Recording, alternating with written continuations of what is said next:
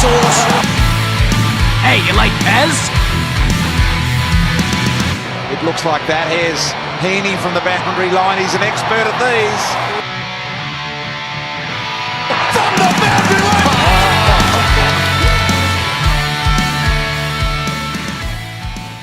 Hello and welcome to Behind the Boundary podcast. I'm your host Pez. I'm here with Soar. It is grand final week and it is Collingwood against the rest of Australia. Yeah, pretty much, Pez. Welcome, and so happy it's grand final week. It's a lot more up and about than it was last year. Last year felt very lacklustre, but this year all of Melbourne is alive, and the final build-up, I think, with Carlton and going on their little streak and GWS going on their streak, everyone's up and about and everyone's pumped for a big grand final day. Yeah, the thing, Collingwood supporters are still going on about Carlton. Like, Carlton, they had a stellar season in the end because they finished up in a prelim final outside of the top four in Brisbane where no other side had beaten them for the year, got within 16 points, so actually 5 goals up. And you speak about that at quarter time, most people around Australia would have thought this is going to be Collingwood versus Carlton, this is going to be chaos in Victoria, and half the city is going to be burnt on fire no matter the result. Well, you looked at the betting market at the end of that first quarter, Pez, and the bookies still had it even money. So they still weren't convinced that the Brisbane Lions were dead. But you are right. I was at a Bucks party and we were watching the the first quarter, and we were watching it on our phone. But as soon as that happened, we rushed over there, and by the time we got there, reality check. But all those Carlton fans were very, very excited, and probably a pre-celebration too. You got to get excited when your team's up 5 goals in a prelim final, especially when you haven't been in finals for 10 years. But the amount of Carlton supporters that got to the Gabba was astounding. Watching it on TV from the lounge room, there was more Carlton supporters, there was more noise for Carlton, and it was only the 11th biggest crowd in Gabba history, which was pretty disappointing, probably because of the clash with the Brisbane Broncos as well, not being able to get to both games. Yeah, I mean the Carlton fans, they came up in tribes, and they probably they haven't seen finals in a long time, and they may not see it for a little while again. We know Essendon has been one of those teams that haven't been able to get to September recently and win a final, and you got to take advantage when your team's in it and you're on one of those miraculous runs like the Doggies, the Giants, Melbourne a couple of years ago. You take advantage of it and just you just sit there and hope. Oh, well, you've got to take advantage when you are there because Collingwood, they've been up there for a couple of years, a 1-point loss in a prelim final and a little bit of heartbreak, and a lot of players drop to the ground, and then Craig McRae says, don't be a loser, stand up, we're doing this, and they've come out again. They were on fire first half of the season, they teed it off to the end, finished on top, and got over the line against Melbourne, got over the line against GWS. That was the best game of football, the one that we haven't spoken about yet, the best game of football I've watched in 2023. The intensity was high for both sides, and the way the ball was moved and the way the players were going for the footy, it was just amazing to watch. In the last 7 or 8 minutes, no score. Like, it's unheard of in an AFL footy game. Yeah, it was a game that was extremely contested. It was frantic football, and I messaged you during that first quarter. I'm like, hey, no way these teams keep this up for 4 more quarters, or 3 more quarters, and they did. And both teams had opportunities to have runs, and it wasn't poor kicking on anyone's behalf. There was been the biggest story out of it was the umpiring it towards the end, which we'll talk about in a moment. But an unbelievable game of football. Both teams played to their strengths. Both teams sort of locked down big players. Big players had big impacts there. You had Degoe on the bench for the last 7 or 8 minutes, wow. Which is incredible. But they were able to, good teams find a way to win, and credit to GWS, and we were on the orange team. But Collingwood, 2 years in a row, have found a way to make themselves, an opportunity to win a prelim, and this time they got the chocolates. Yeah, 1 point, low scoring, and the umpires literally swallowed the whistle. Like, that's what we ask for all the time. But I want consistency because I want it in every single game. They kind of didn't even go the blatant high tackles. We know Toby Green gets a rough end of the stick, and he got tackled high a couple of times around the neck, and just because of his reputation and the Collingwood fans at the MCG, the umpires just go, nah, we can make a case that you ducked your knees and we're not going to pay you a free kick. I think there were 2 that they should have. I think there was something went up on Twitter, Sir Swamp Thing, or someone put out in the last 2 minutes there, and the 9 free kicks there that were all labelled, and they generally were towards GWS as well. But the 2 blatant ones was the Toby Green one, which came about the 5-minute mark out. That was probably the first of the worst, and it had the literally just choked him, just literally grabbed hold of his throat, Adam's apple and everything. That one should have been paid. And the one down the line where the guy has actually just come come straight into his back and just landed on him, and then both players have gone down to the floor and they've just caught a ball, I think it was a throw-in. So they were the two that really stuck out, and I think if they had just paid those two, you could have been fine with the rest. But because it continually flowed on and just it was back this way, free kick, back this way, free kick, and both the commentators were sitting there and they're like, come on, like surely you've got to be calling that stuff, and that's when it sticks out. Oh, yeah, it's no good at all. But I think GWS cost themselves because you've always got to beat, umpiring decisions. You do, You've always got to try to do that. And GWS did really well not to sit there and sook. Well, Toby Green, we've spoken about it in the past. He doesn't sook. What an incredible leader. He got, taken around the neck, and he just stands up and he goes to the next contest and just tries his heart out. He had that shot, that snap shot, which was on track and got marked on the line, that if it just snuck through for a behind. But earlier in the game, GWS, they took pot shots from 40, 45 out, and it was because of Collingwood's pressure, but they had one or two men over the top. 15 metres out would have been a really easy set shot at goal, and they just couldn't find their composure to do that. So they'll reflect on this. We'll see if they can come back bigger and better next year and try not to make it so hard for themselves by being so poor in the early start. And a lot of people will have GWS in their top 4 next year and a premiership contender. Yeah, what do you think about Carlton? Do you think a lot of people will have them as a top 4 contender? I know GWS had that late run, and with the new coaching change and them getting the personnel, well, not getting the personnel, but having the personnel there. Carlton's a different story. This is something that's been building for a little while. Did it click at the right time, or is this something to the next couple of years to look forward to? Not look forward to, but to be prepared for. For mine, they've got too many players in that bottom 6 that just aren't consistent enough, and if they can take the next step and become household names, sure, but I think they just relied in the final series on too many players who weren't out and out superstars. We had Sam Walsh overperform and do really, really well.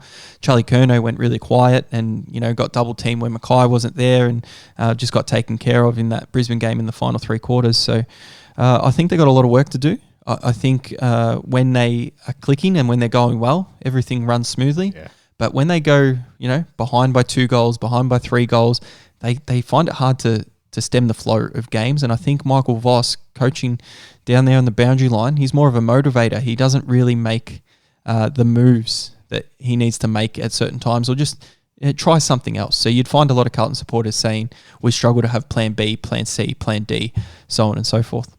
Yeah, he was very good at adjusting when they're in a losing position and they need to claw their way back because you've got nothing to lose. But when they've got actually the game to lose and the team starts clawing their way back, those mid quarter adjustments is something that he obviously didn't do very well.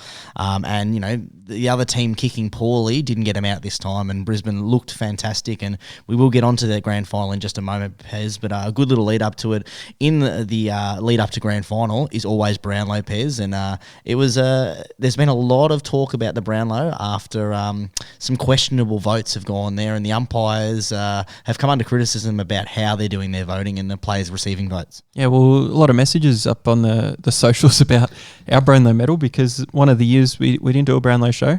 It was good that we didn't put any tips out, mate. We weren't that interested, but we sat down together for an hour on the Monday, so it was too late to put anything out anyway for the listeners. But we had a look at mostly. We did reply to a couple of messages that came through the Instagram and Twitter. We did sort of flick them out to people that reached out, so thank you for that, and apologies for for a couple of little recommendations. But a lot easier when they come to us with these and ask for our thoughts, because when that happened, we were able to survive with some knowledgeable advice there, Pez. Yeah, well, the best call that could have been was Errol Goulden in the top 5, but you talk about some of them to poll 3 votes. Like there's certain games where players looked like they would poll 3 votes. You do it off a little bit of memory, and sometimes you remember games a lot better than other supporters. So if you go for a certain team, you watch all games very closely and you know what happened and why players did that. I was certain Christian Petrarca was going to get the 3 votes against St Kilda because he was the actual person that turned the match and kicked 4 goals. He moved forward and absolutely dominated the Saints. They won by 21 points, and he ends up, I don't know if he got 1 vote or 0 votes for that game, but it was very, very difficult to comprehend what the umpires were looking at or seeing. So for me, it was a very, very strange Brownlow Medal. Very puzzling, Pez. I spoke to you on the Monday about some of the stats that I'd done some research on, and up until that Brownlow Medal, 70% of players that got the perfect 10 coaches votes 70% of the time they were polling three votes in the Brownlow. This time there was 16 players that got 3 votes that weren't even mentioned in the coaches' votes. Didn't even get one. Didn't even get one, and that's really concerning. The coaches' votes, each coach gives 5 votes, 5 votes out, and that's really concerning. You look at Neil, definitely a worthy Brownlow medalist, possibly a two-time worthy. But he's a fantastic player. But he didn't poll in the top 10 in the Alpha the Players Award. He didn't poll top 10 in the Coaches Award, and he didn't make All Australian. And then to win a Brownlow, it is a little puzzling when you look at a whole season, and you're trying to work out is he the best player? It's the most prestigious award. I know now it's the conversation is sort of shifting towards that Players and that Coaches Award, but it is a little bit concerning from a punter's point of view, and it's something that we'll live and learn from. We spoke about it. We said we probably need to stay away from the 3 votes because you're now relying on 4 other blokes who don't look at the stats to then try and remember what they did during a very high intensity situation. Yeah, so it's something we didn't know what would happen with the 4 umpires and how it would go. So we know that things have changed there. When you talk about prestigious awards, I would rate the coaches' votes super, super high because the coaches usually get it right. You look at the coaches' votes and you go, yep, I agree. You look at the votes from like journalists in the paper the next day, sometimes you don't agree and you're like, well, how did that guy get in there? You just looked and he had 40 touches and you popped him in, but he wasn't very good. And then the umpires, I don't know what in the world they were looking at in some games. Some players that they gave 3 votes who had no impact on the game, and some players who had the most impact to not get a single vote and not be in the top 3 best players on the ground. It was just really puzzling for me, and Brownlow is literally dead to me. I am not punting on it again. Oh, wow. No. Oh, you heard it here first. Yep. I'll see you in next year's time and see if we have the same thing. Because I hear this remedy from you every year, and you're like, you know what, I'm going to sit there and do notes for my own game, and we're going to do every game, and the next year I'm going to be ahead of it. And this year, the same as the last 5 years, you looked at your notes and go, oh, I did 1 game, and that's it. We did 1 so game. it'll be interesting to see if you can stick to your guns there, Pez, because it is a fun night. I do enjoy watching it, having a bit of a punt there and there. I enjoy watching it. I hate that the votes are opened beforehand and people already know the winner, and they make their little clips and videos to try and keep the audience engaged. And I know it's a profitable thing, but I'm a bit iffy on the major sponsor of the AFL being Sportsbet, and then some players and some dodgy votes going around for the 3 votes, for the 2 votes, for the 1 vote. So I am very skeptical. I know it's 2023, so it's a lot harder to do. Easier in the 80s or the 90s. Definitely a little bit easier for the brown paper bag. To get that end of season trip money. But this time, it's just not for punting, I don't think. Yeah, you are reliant on, you can do as much research as you want, and that's what you normally do as a punter. You're looking for edges, but after seeing this, it's something that definitely has thrown something under fire. It'll be under fire more next year, so maybe it'll be so obvious that there'll be no value left because all the $20s and the $40s will be the 3 voter getters, because they will just wait with the media. So for us at behind the band, we'll probably look to lean towards maybe into players or look into totals of each sort of clubs, but probably stay away from those 3 votes. We'll see what happens with how it comes out. So Brownlow medal over, but Lachie Neale winning it, and Nick Dacos was going to win it throughout the thing. He probably is deserving to be a dual Brownlow medalist, because Patrick Cripps last year for Carlton, he was suspended for 2 weeks and then didn't even make finals, and then somehow got off and beat Lachie Neale, and Lachie Neale became runner-up. So it's a marathon of work from Lachie Neale to get the respect from the umpires and to get the votes. So I would say he's not really deserving for this Brownlow medal, but he is a deserving 2-time Brownlow medal winner, and a lot of pressure and a lot of interviews this week on him going into the grand final. He did very well in the actual Brownlow speech himself. He did not expect to win. No, that was very evident, and you could see that it was very good to hear an honest, person speaker with that the jubilee and the excitement of actually winning it, and then to basically just, sorry, I'm not there in Melbourne. No, I actually just sorry, not sorry, guys. I'm actually very glad that I'm not there, and I can Where did get Chris home. Fagan pull the Brownlow from? Yeah. What happened there? I mean, that in itself, you know what I mean? They do that. No, they do that every year. They have him in different states. A little sneaky Brownlow. You should just steal one, and then you get a couple of sneaky. If Fagan photos. had it in his pocket in case Lachie Neale won it, I dropped it when I went to the toilet and just Fagan never even played AFL, won a Brownlow. Or just get the sneaky photos after. If he actually doesn't get the chocolates there, just the old oh look, he's Cameras are gone. Yeah, exactly right. You love that. All right, let's speak about some real winners and losers. Pez, let's talk into our bet review. Soft review. It's no official review. How does it end? We don't know. They've kind of lost, but they've won as well. Yeah, so I had the 20-point middle for the Collingwood GWS game under 167.5 at the $1.90, which would have got up really easily. But I also went over 146.5, which is about $1.15, and didn't happen because it was 100 and something points, not too many there. So that was way off. So I have a bonus to play in the grand final. I also had Brisbane over 92.5 points, which didn't pay off because they hardly scored. They scored one goal in that first quarter, and that bet was pretty much done at that stage.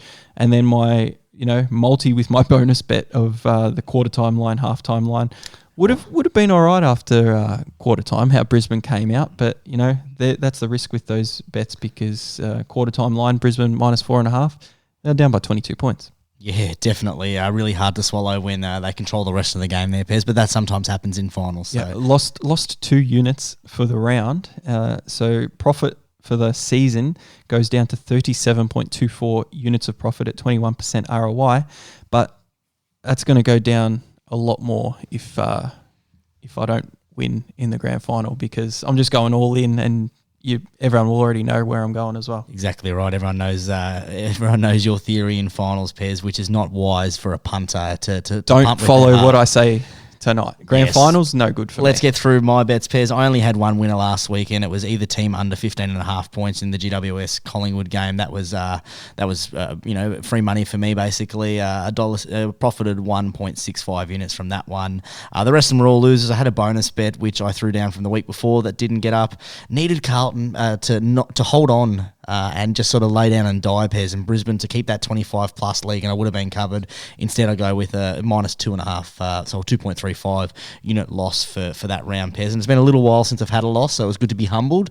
I'll go back to the drawing board, and if we talk about the whole year, Pez, I've put down 215 units and profited 91.15 units. That dream of 100 units in a season is still alive, but we'll be reliant on one team winning. Ooh, one team winning. Maybe a cheeky Norm Smith bet. If cheeky little Norm Smith gets up, then I am absolutely laughing. I might be 200 units up there. You might be there, but we will struggle to lose the combined 128 units, I think, this weekend. I thought you said you were going all in, so I thought you were putting 37 units pairs on one team and just go hammer and tongue. I was thinking of going, which isn't sensible to do, but I was thinking of betting 7.24 units. So if I lost every bet, I'd have 30 units profit for the year. But I'm not doing that because I've got to go with some promos and stuff. So we'll see what happens. You got to sort of spread your seed out a little bit with them. No. No. I mean across bookies, different bookies. Yeah, if they've got the specials. If they've got the specials. Chase the specials. Some of them, I haven't seen many specials this week. No, they'll come out Thursday, Friday, Pez. Oh, exactly. So what are we doing? Let's get straight into the bet slip and we can discuss the specials. The fact that the size of the bets was relatively small. Now Bex with an opportunity about 50 metres out. I was with a mate and we were getting sort of ready to leave, and he said, I think I'm going to whack 10 on Maxi. Do you want some as well? And I said, Oh yes, yes,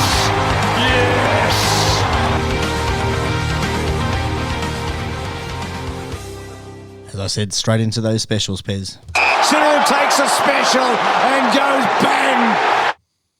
Bluebet, we got the 12 up in the grand final, so kudos to them. They've done really well to keep that basically the whole season. So congratulations to Bluebet. Not a massive betting company, but they've done really well. I'd love to see the numbers on the wins and losses and the profit, but they probably don't mind if people win on it and they get up at half time, because then they might want to. What they're trying to do is they're trying to get you to punt on other things and trying to get you to lose that money back anyway. So the only thing I saw on Sportsbet was bring your own AFL Grand Final bet at the moment. So I didn't see a free hit or anything. No, they've got their 3 plus leg same game insurance special, but they're very, very strategic about it, Pez. It says add selections to your bet ship and only if you've got available tokens. So if you have, I found out that I'm banned from NFL betting after my last year's profits because I didn't have any NFL tokens. So if you've got AFL tokens to spend, then you're eligible. And it's the same with Neds. They've got a 3-leg same game multi special. With Ladbrokes. So I meant it's the same company, but they've got that special as well. 1 leg loses money back. Ladbrokes do they? Ladbrokes do. I couldn't find it before, so You've been banned from another one. There we go. No, but I tried to get the missus to look at it and see if she could find it. She's been banned too. No, the alternate account gone. No good there. But yeah, that's all I really found. They'll come out later on Thursday and Friday, so have a look at that.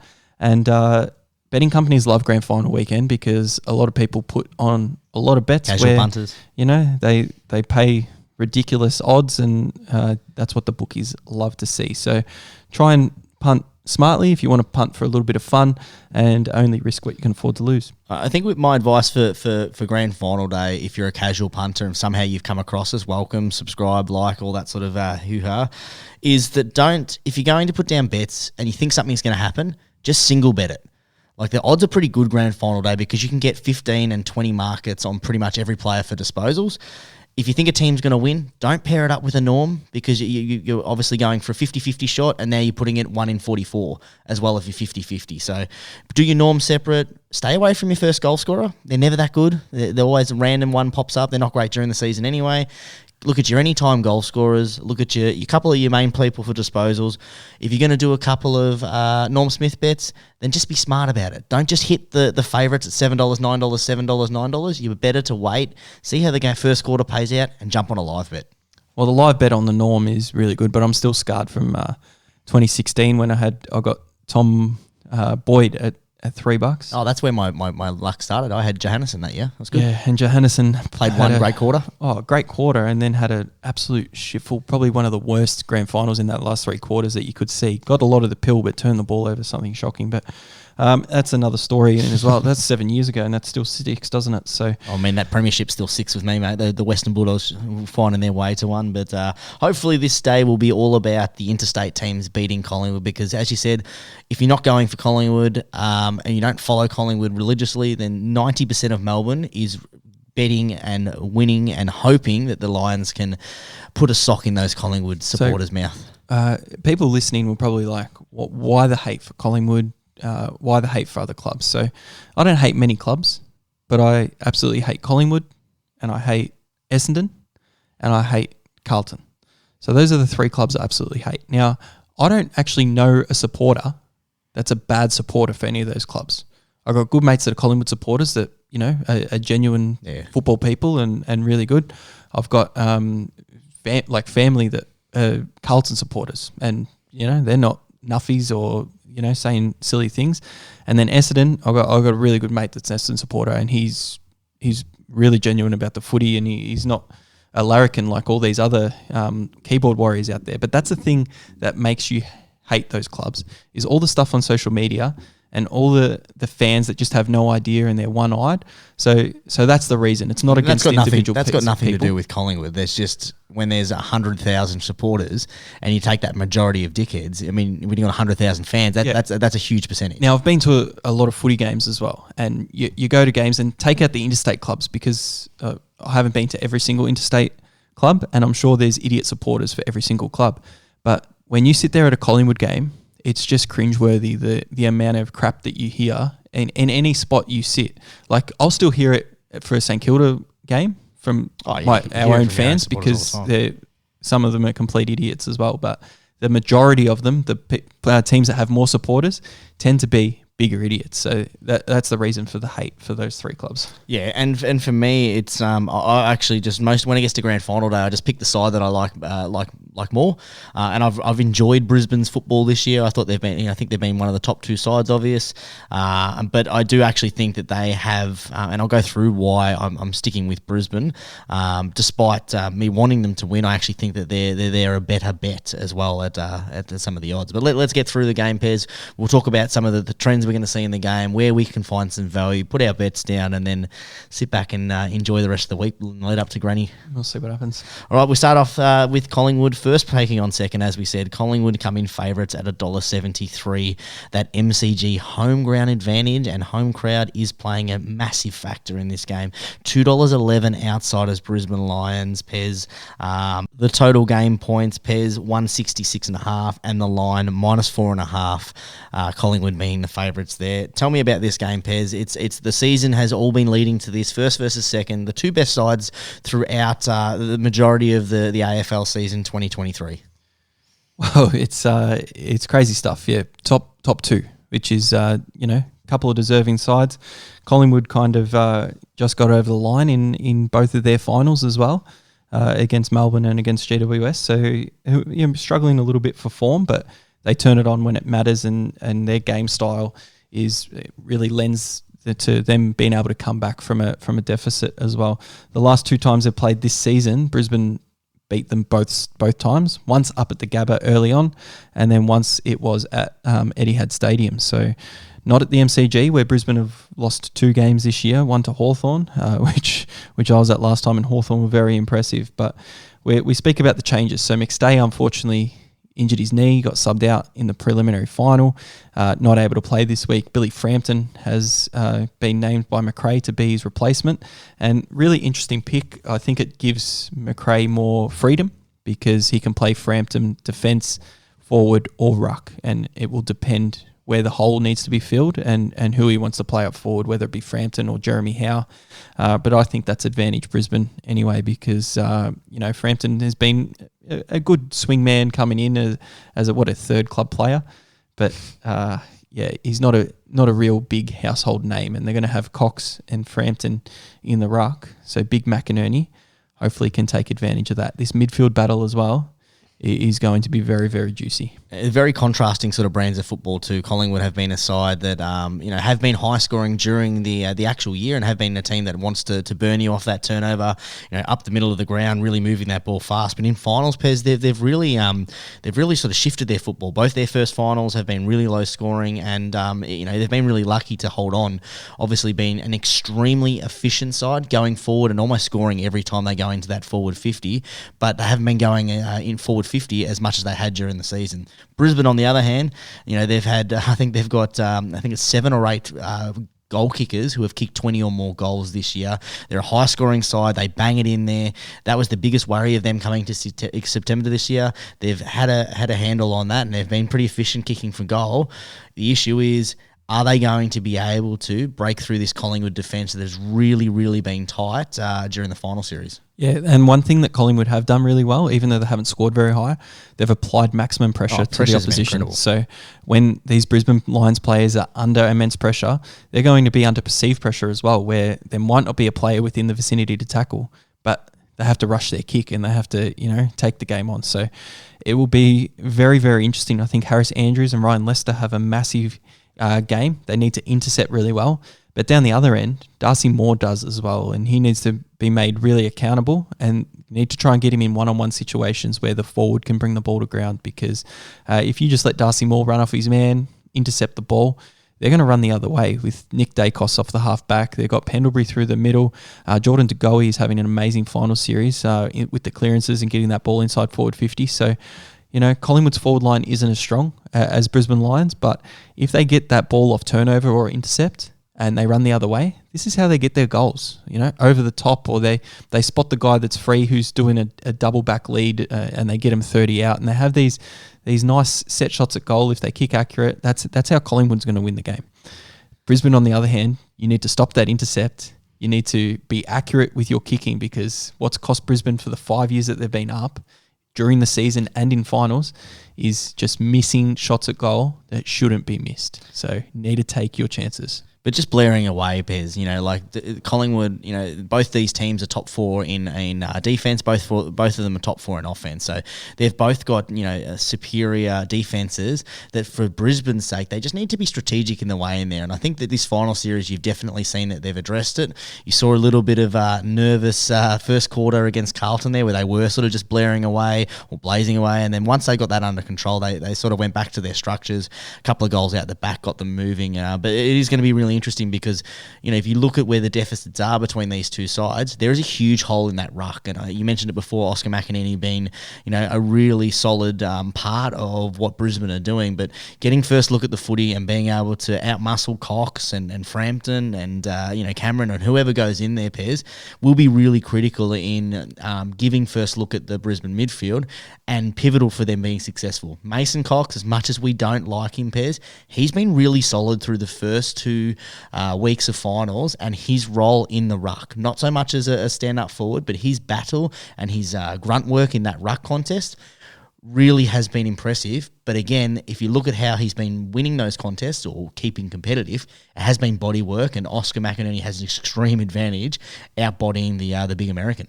Yeah, it was the body work was really interesting with the big American last week because it was he was actually taking advantage of it. And before the whistle, you're meant to stay a metre apart, and he was just doing that, getting away with it. So he did well. Yeah, he also kicked the goal that, won him the game. So now he's kicked 6 goals in finals in his whole career. Won him the game in the end. So he was able to do that. And you don't want Mason Cox to have a set shot at goal within 30 metres out because, not growing up with the game, those players are usually more accurate at goal because they've got the technique that they've learned throughout that. So the big American, we'll see what he can do on grand final day of the family down there. But this clearance work from the Brisbane Lions, if they can get on top of it with Neil, Dunkley, McCluggage and these types and get the ball moving forward, their forward line is super, super dangerous. They need to put these Collingwood defenders under pressure early. So we've got Quaynor, you got Murphy, you got Darcy Moore, Jeremy Howe if he plays back down there, or Billy Frampton. They've just got to keep applying that pressure and get the ball. Darcy Moore one-on-one or Isaac Quaynor one-on-one, if they can start winning those little battles and putting doubt in the Collingwood defender's mind and, not knowing where to run and what to do, if they, is Darcy Moore going to keep them composed if that happens and a flow starts? So that's what I'm hoping for, leaning to Brisbane Lions to win the game and solely because I don't want Collingwood to win the grand final. I'll be really interested in some of the coaching decisions in this one, Pairs. Both of these coaches have been, Craig McRae has been absolutely fantastic coach the last couple of years in not only building, a strategic game plan that relies heavily on them running the pill and taking advantage of their strengths, but, that mental morale and that the morale around the club and that positive approach to football has been great to watch. Fagan, on the other hand, he's had the cattle there and he has continually made adjustments, but I'll be interested in some of the matchups coming into this. Quaynor, who does he go to? Does he go to Cameron? Quaynor's been unbelievable this year. Hasn't lost many one-on-one battles, but both times that both times that he has lost those opponents has been against Charlie Cameron. Charlie Cameron has really absolutely gone nuts against them. You've also got De Goey from the other side. Like De Goey and Dacos. Does Dunkley do a bit of a tag job on De Goey? He was so dominant last week. Or does he go to to Dacos, that more of an outside player?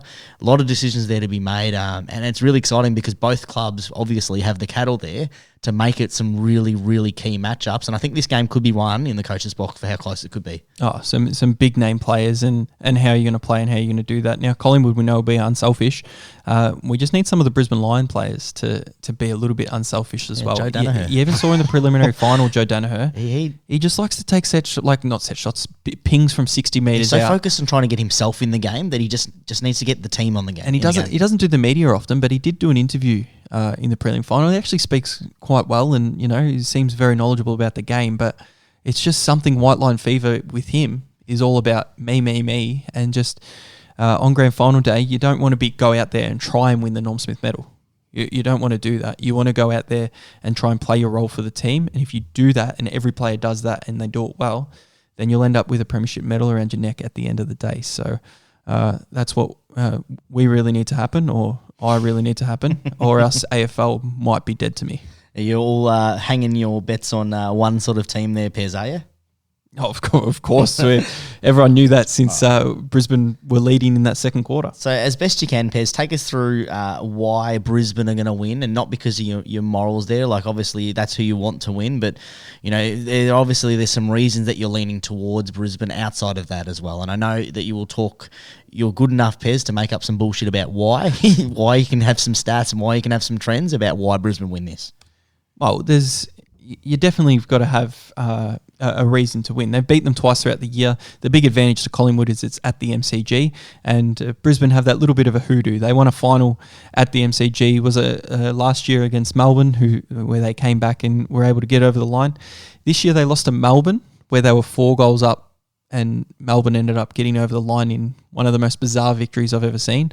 And then Hawthorn, they had I think it was a 3-goal lead going into half-time, and then Hawthorn just came out after half-time and absolutely demolished the Brisbane Lions on the MCG. So it's a big stage. There's a lot of pressure for players, so we need players to be effective. We need clearances to be won, and we need to kick straight for goals. So I think the Brisbane Lions forward line is what leans me towards them, because they've got so many avenues. If one's not working, they can throw a number of guys down there to go for it and do it. On the other hand, for Collingwood, you got Myercheck, who can probably take a contested mark, but then who else are you going to throw down there? Are you going to throw DeGoey down there? But then he's out of the midfield, and he's been so dominant in that midfield as well. So there's a few different things, and I think that is advantage Brisbane. Also, as I spoke about, the advantage in the ruck. I think Oscar McInerney can take some great intercept marks. He's got a roost of a right boot on him as well to get that ball moving forward. And I'm going to be going with Blue Bet, the 12-up special, Brisbane Lions at 210, and I'm going to be putting 4 units on that one. 4 units on Brisbane to get the job done? Yeah, 4 units. Wow. Putting it all on the line there, Pez. Is that your only bet? That's not my only bet. No, Okay, I've got a couple more bets. Well, as well. let's stick with the head-to-head bet, Bez. I love that bet. I've got 2 units on Brisbane. Similar sort of thing as what you've said, Bez. I think if you look at this game, there's a range of different things you could look at. I think if you look at where their strengths are and you rate the list, Brisbane has the list up there in terms of across the ground. Their forward, their midfield, their defence. They have those 3 main areas covered with talent there, as well as the ruck there. So I'm really looking forward to seeing Brisbane take control of that. If you look at the grounds, Pez, history at this ground doesn't play well in the Brisbane favour. They've lost 18 of the last 20 at the MCG. None of them bigger than this. So I take that factor out of it. You look at the home crowd advantage that Collingwood get, Pez. They have a huge home crowd. Probably 50,000 of those will be supporters that are either in Brisbane's pocket or corporate. So I think that takes a little bit of the sting out of that there. If you look at history, Pez, the last 6 times that Brisbane has played Collingwood, that they've beaten them. So their history against this actual team is pretty decent. And then the other thing that I'm looking at is the form coming into these finals. Brisbane won their first final by 27 points and their next one by 13 points. That's on expected score, Pez. If you look at expected score for Collingwood, they've lost their first 2 finals. Lost the first one by 5 and lost the second one by 19. So form is with Brisbane, and it hasn't been the other teams in Acura that have really kept them there. So 2 units, Pez, as I said, Brisbane to win. I think that their list is really strong. I think if they can get going in that first quarter, then they will be on track for a nice big victory in this year's grand final. Yeah, he's hoping it definitely happens. It leads me into my next bet, where first quarter of a grand final is sometimes a little bit nervy. Sometimes players are getting used to that big crowd. The Collingwood players should be used to playing in front of 90,000+ people. They've done it the last 3 or 4 weeks. But Brisbane, that might happen. Brisbane can't afford to have a slow start like they did against Carlton. Can't afford because they're against Carlton. They had 3 quarters to make the comeback. They were able to do it. If they go down by 5 goals to Collingwood, I don't think Collingwood's going to let up like they did in 2018 against the West Coast Eagles, when they were 5 goals up and lost the grand final there. So just off the top of my head, thinking the first quarter's usually pretty tight. The defences will hold up. A lot of intercepting will be happening. It'll be low scoring, at least in the first quarter. I'm going to be putting a bet on the second half to be the highest scoring half of the game. Either the game will be dead and it will be, the third quarter it will just open up one side or the other, and the scoring will just go a lot higher. And in the last quarter, if it is a blowout, then the team that is up the other team usually drops their head because they know they've lost the grand final, and a couple of easy goals get let through. So second half, $1.70 to be the highest scoring half. And what does that make it? I'm going to put, what have I got? My profit. If I lose that 4 units, you got 3 more there. I'll put 3.24 units on it. So if I lose both of these bets and my bonus You're bets still at coming 30. up, I'll have 30 units of profit for the season. So I'm just throwing 7 units. I wouldn't recommend anyone just throw profit away, but because we are a podcast and we putting a couple of bets out there, I'll risk that 7.24 unit profit. I really like that bet, Pez. I like, and that's sort of the stats talk to that. With you look at the margin for the game, that generally in that when the game sort of opens up, of the last 10 grand finals where it's been only top 4 sides, the average winning margin has been 44 points. Now, there are, there's the Richmond game against GWS and this Geelong game that skews that a little bit, Pez. But there's been only 3 games where the result has been under 15 points, 1 game under 10, and 4 games under 25. So generally when that game gets going and the team opens up, free-flowing football that second half, and they call it the premiership quarter for a reason. That's when a team normally gets control, the other team drops their head. Well, the other thing that has to happen, if say a team's got a 2-goal or a 3-goal lead and the game's just going in their favour, you need 4. The coach for the losing side has to change something in that third quarter. They've got to stop defending and they've got to start attacking. And what does that do? They either score goals or they get goals scored against. So that's where that theory comes in for this game, for that second half high scoring. Yeah, I like that, Pez. What also I like is I'm already leaning towards Brisbane. I put my bet down there. Not leaning, sorry, I'm fully in on Brisbane. I think that in the last 12 years, Pez, all the grand final losers, the team not to win, their scores have been under 80 points. And the Collingwood's line for total points is under 84.5, Pez. What I love about that is I don't think that they're going to win anyway, so that sort of proved my point there. But the last 2 finals, they haven't scored over 60 points. So they could win the grand final. They could win the grand final still, and I could still win that bet. So hopefully, though, if they do win it, it is one of the anomalies in the closeness of it, because if they get rolling, Pez, Brisbane drop their heads, that Collingwood crowd, I think 50% of that ground will actually really get them home. So I've put 2 units, Pez, on under Collingwood, total score points 84.5, $1.87. There we go. I like it. I've only got my bonus from last week left. Have you got 7-8 bets going? I've only got I got 3 bets with my bonus from last week, my 2-unit bonus from last week as well. So you split it up a little bit. I have split it up and put it over. So what I've done is I've split my bonus from last week as well. So I've split it into 2.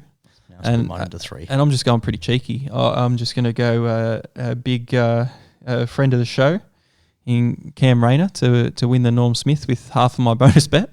$41. Mm-hmm. I think he's to win the Norm Smith. I think he's got the potential. He's popped up in games and kicked 4 goals and 3 goals in the past and taken some big grabs. He does a lot of work in that middle of the ground when he goes in there with his big body, and he is able to burst away from the stoppage, kick big goals. So if he can get 3 or 4 goals and make a really pivotal role, I'm going to do that. I'm just going to throw money on there for no reason, but $41 pop on half of my bonus bet there. It's definitely not for no reason, Pez, because the Norm Smith medal, it generally is won by players that, it sounds really dumb, but they have massive games. There's a little bit of history but there's not a lot of history that comes into it beforehand.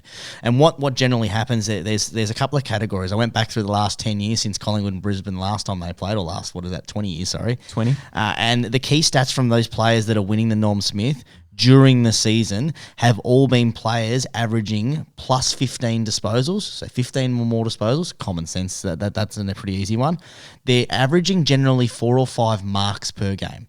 And the big one, Pez, is they're averaging 0.875 goals per game. So they're just under a goal per game. If they're going to win the Norm Smith, they need to have hit 15, 20 touches and kicking goals, probably multiple goals, and they're tackling hard too, Pez. So they're in those contests. The Norm Smith winners have all averaged 3+ tackles. If you look at Cam Rayner, he's averaging, I think it's 14 disposals per game this year. He sits 0.92, so just under a goal per game, and tackles 2.5 per game. So he's in a couple of those major categories. He's got to bump it up a little bit grand final day, have 20 plus touches. Exactly right. And if he gets going, Pez, shot. he has had the potential to really blow open games. And we saw that last time that they played Collingwood, Pez. He went nuts in that second quarter. Yeah, let's see if we can do that. Hopefully, a $41 pop on the bonus. I've put half a unit on that one as well, Pez, with my bonus bet. So I'm on him with $41 as well. Well, there you go. So you like That's it. why I know all those stats. Yeah, excellent, and that backs me up as well. So the other half of my bonus bet is going in another direction, because even though this player, well, this is probably because this player is quite a selfish player usually in all other games and all other assets. Joe Danaher, because he's got the potential to kick 5 or 6, and if he does, he's going to be up there in top 3 in Norm Smith voting. It's definitely not a midfielder's vote, this one, Pez. Very different to the Brownlow. Very different, and the umpires aren't going to be, voting for it and only voting for midfielders and not caring about forwards that kick goals. So Joe Danaher with the other half of my bonus bet there at $26 to win the Norm Smith medal. Well, the other half of my bonus bet, Pez, the other half a unit of that one, so whatever it is, 0.125, whatever it is. I've gone with Zach Bailey. So I've gone him for Norm Smith as well, $41, Pez, and his stats are actually a little bit better than Cam Rayner's. So he averages in 16 touches per game. He's averaging 1.17 goals per game.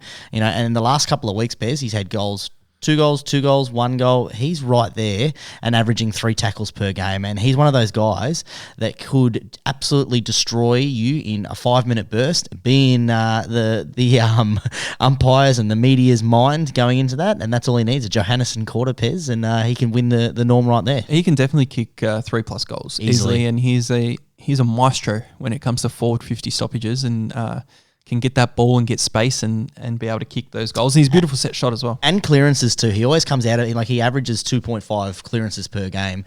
He looks great coming out of those packs, because when he gets out of that pack, he has so much balance and he's able just to snap around, or he's got that set shot going on the run.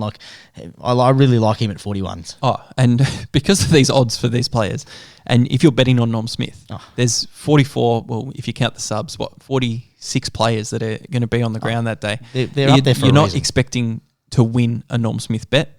It's a fun little bet that you're watching the game. It's got something to watch for. You can watch an extra player. You don't know what's going to happen with disposals. But who's up to the occasion. You're not going into it going, I'm betting this. That's why our bonus bets, Pez. That's why our bonus bets are on there. Bets just for the listeners out there. And the only other bonus bet I had, Pez, is I had one more bonus bet in there, $25, 1 unit on Oscar McInerney. I think that if you look at the way Collingwood's played the last 2 games, a ruckman, I've got him to get 15 or more disposals, Pez, not to win the Norm. But I was just looking at him for the Norm. He's in there. He's paying $3, Pez, to get 15 or more disposals. If you look at the way Collingwood's played the last couple of weeks in that ruck, they're really focusing on contesting that ball. Both of their finals, the ruckman that they've played against Briggs and Gawn, have gone really close to that 15. Gawn the first week had 27, and you look at Briggs, who's a key ruckman, I think he had 11 last week. Both times this year, Oscar McInerney against Collingwood, against shit ruckmans, have had 15 and 16 disposals, and he's only done it 5 times this year, and 2 of them against Collingwood.